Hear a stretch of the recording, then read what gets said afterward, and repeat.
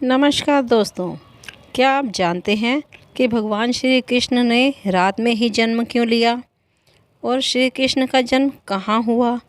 जिस दिन उनका जन्म हुआ उस दिन क्या वार था और भगवान श्री कृष्ण का जन्म कहाँ पर हुआ? आज इस कहानी के माध्यम से हम आपको ये सारी जानकारी देने जा रहे हैं। द्वापर युग में भाद्रपद कृष्ण अष्टमी तिथि की आधी रात को मथुरा के कारागार में वासुदेव की पत्नी देवकी के गर्भ से भगवान श्री कृष्ण ने जन्म लिया था। श्री कृष्ण ने बुधवार को रोहिणी नक्षत्र में जन्म लिया था।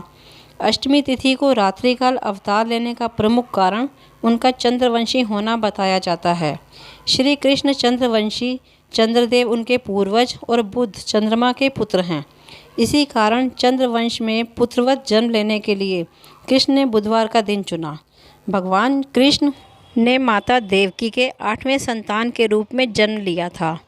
कृष्ण जी का जन्म मथुरा में मामा कंस के कारागार में हुआ था। माता देवकी राजा कंस की बहन थी, इसीलिए भाद्रपद कृष्ण अष्टमी तिथि को भगवान श्री कृष्ण का जन्मोत्सव मनाया जाता है। कंस को सत्ता का लालच था। उसने अपने पिता राजा उग्रसेन को राजगद्दी छीनकर उन्हें जेल में बंद कर दिया था और स्वयं को मथुरा का राजा घोषित कर दिया था। राजा कंस अपनी बहन देवकी से बहुत प्रेम करता था। उन्होंने अपनी बहन का विवाह वासुदेव से करवाया था, लेकिन जब वह देवकी को विदा कर रहा था तभी एक आकाशवाणी हुई कि देवकी का 8वां पुत्र कंस की मौत का कारण बनेगा। यह सुनकर कंस डर गया। उसने तुरंत अपनी बहन और उनके पति वासुदेव को जेल में बंद कर दिया। उनके आसपास सैनिकों की कड़ी पहरेदारी लगा दी। कंस अपनी मौत के डर से देवकी और वासुदेव की 7 संतानों को मार चुका था। भाद्रपद मास कृष्ण पक्ष की अष्टमी तिथि को रोहिणी नक्षत्र दिन बुधवार की अंधेरी रात में भगवान कृष्ण ने देवकी के 8वें संतान के रूप में जन्म लिया। श्री कृष्ण के जन्म लेते ही कोठरी प्रकाश में हो गया। तब एक आकाशवाणी हुई कि श्री विष्णु जी ने कृष्ण जी के अवतार में देवकी के कोख में जन्म लिया है।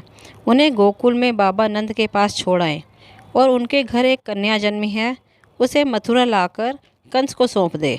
भगवान विष्णु के आदेश से वासुदेव जी भगवान कृष्ण को सूप में अपने सिर पर रखकर नंद जी के घर की ओर चल दिए। भगवान विष्णु की माया से सभी पहरेदार सो गए। कारागार के दरवाजे खुल गए। आकाशवाणी सुनते ही वासुदेव के हाथों की हथकड़ी खुल गई। वासुदेव जी ने सूप में बाल गोपाल को रखकर सिर पर रख लिया और गोकुल की ओर चल पड़े। वासुदेव भगवान कृष्ण को लेकर नंद जी के यहाँ सकुशल पहुँच गए और वहाँ से उनकी नवजात कन्या को लेकर वापस आ गए। जब कंस को देवकी की 8वीं संतान के जन्म की सूचना मिली, वह तत्काल कारागार में आया और उस कन्या को छीनकर पृथ्वी पर पटकना चाहा, लेकिन वह कन्या उसके हाथ से निकलकर आसमान में चली गई। फिर कन्या ने कहा, हे मूर्ख कंस, तुझे मारने वाला जन्म ले चुका है और वह वृंदावन पहुंच गया है। वह कन्या और कोई नहीं, स्वयं योग माया थी। बाबा नंद और उनकी पत्नी माँ यशोदा ने कृष्ण जी का पालन पोषण किया।